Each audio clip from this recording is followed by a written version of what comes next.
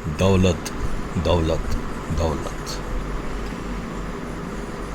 शिव मंदिर के बिल्कुल पीछे दो पेड़ एक दूसरे के आसपास लगे हुए हैं। एक पेड़ बहुत पुराना और एक उससे कुछ नया है। दोनों में बहुत गहरी दोस्ती है और ये कहानी इन्हीं दो पेड़ों की होकर भी हमारे माशरे के हालात को दोहरा रही है, जिसको दौलत के दीमक ने आहिस्ता आहिस्ता खोखला कर दिया है। ये कहानी है हमारी कहानी, ये कहानी है हमारे समाज की कहानी। तो ये कहानी है दौलत दौलत दौलत की कहानी।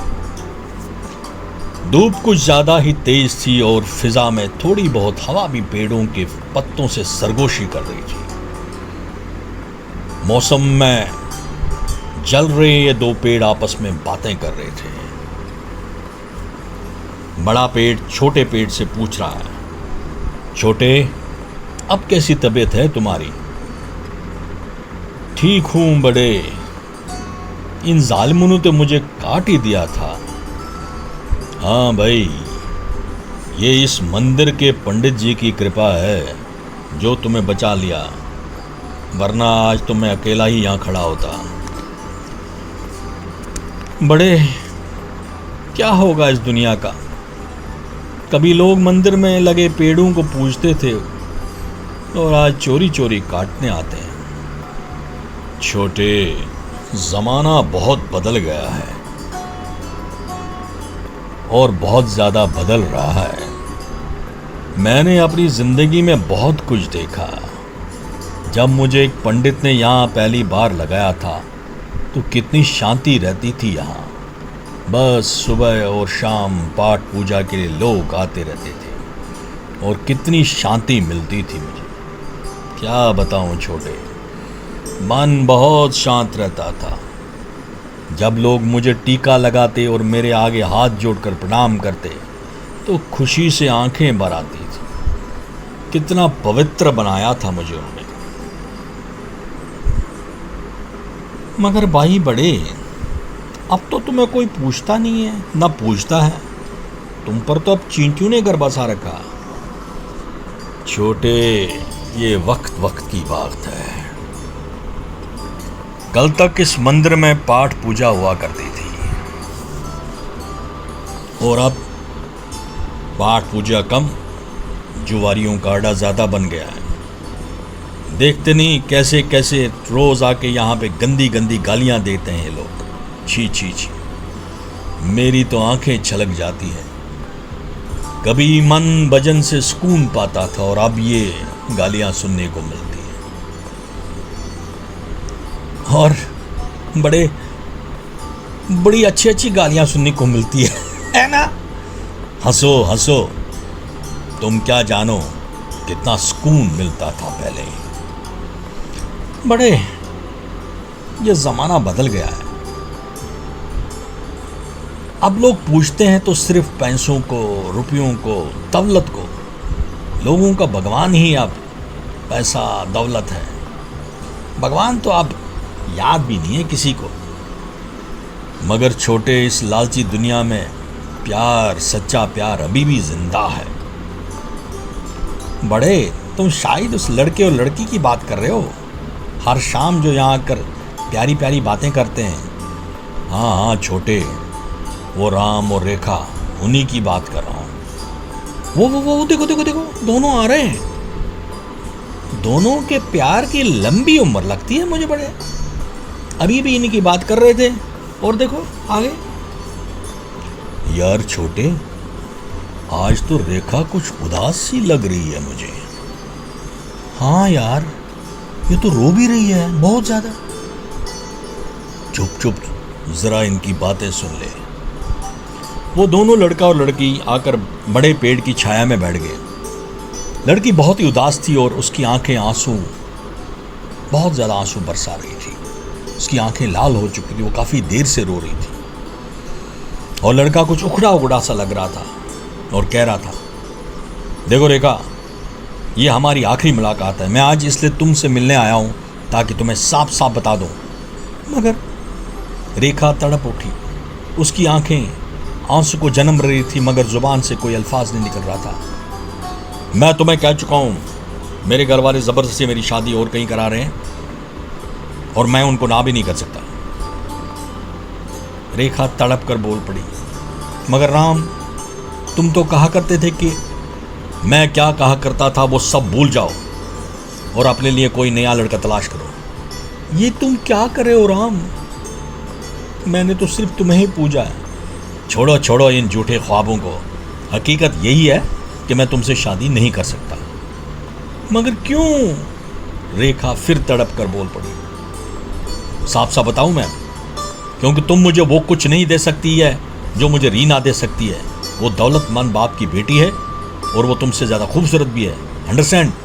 सो प्लीज़ अब मेरी ज़िंदगी से चली जाओ। और राम पैर पटक कर वहाँ से चला गया। उसके पीछे पीछे रेखा भी अपने आंसुओं को रोकने की नाकाम कोशिश करते करते वहाँ से चली गई। देखा बड़े, सच्चा और पवित्र प्रेम। अभी तो कह रहे थे, इन्हीं की तो तारीफ कर रहे थे। यार छोटे, तुमने सच कहा था। ये दुनिया दौलत को ही पूछती है। कल तक तो ये दोनों यहाँ बैठकर कितने कस्में वादे करते थे और आज दौलत ने इन कस्में वादों को अपने नीचे दफना दिया।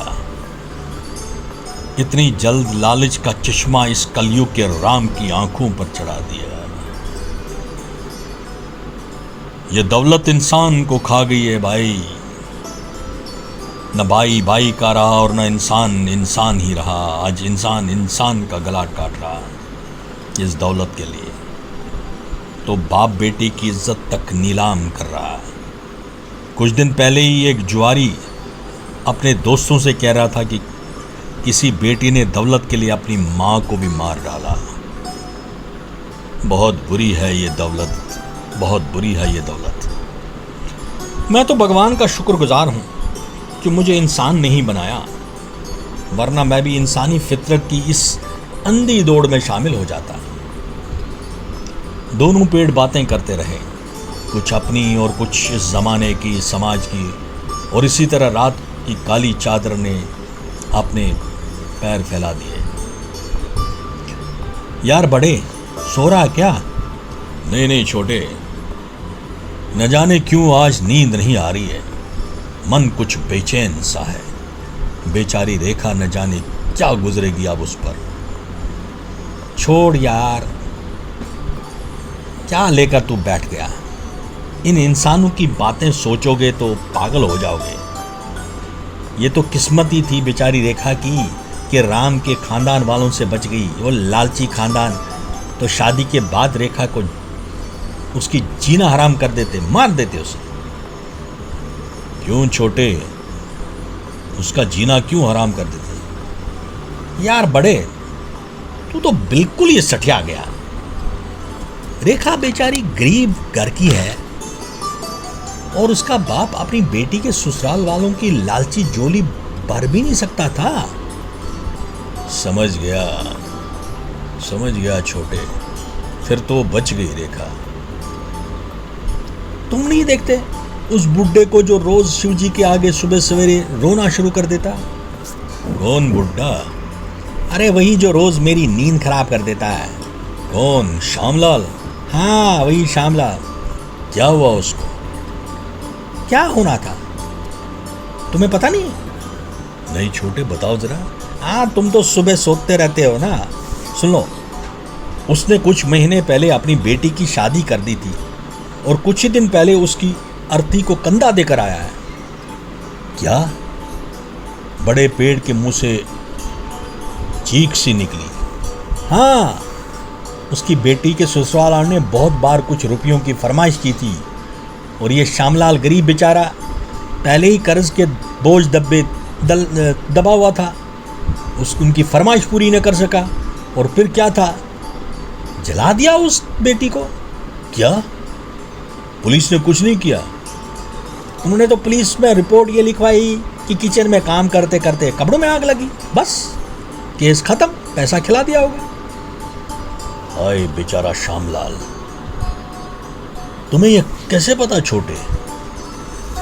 अरे यार बड़े, तू तो दिन भर ही ऊँगता रहता है। और वो कल विक्रम और सुभाष बातें कर रहे थे। कौन? वो यहाँ जो चरस पीने आते हैं। हाँ वही दो चरसी। वो दोनों बातें करने में मशगूल थे, तभी मैंने सुना था। अच्छा। बड़ा और छोटा पेड़ ऐसे ही बातें कर रहे थे। रात की काली चादर उस टाइम चारों तरफ थी और उसी काली चादर को चीरती हुई टार्च की रोशनी देखकर छोटा पेड़ चौंक पड़ा। यार बड़े, सुन तो सही, ये पंडित जी इतनी रात गए यहाँ क्या कर रहा है? मंदिर का पंडित एक हाथ में टॉर्च और एक हाथ में फावड़ा और छोटा सा डिब्बा लिए बड़े पेड़ के आगे रुक गया और इधर उधर देखने लगा। उसकी नजरों में खौफ साफ झलक रहा था।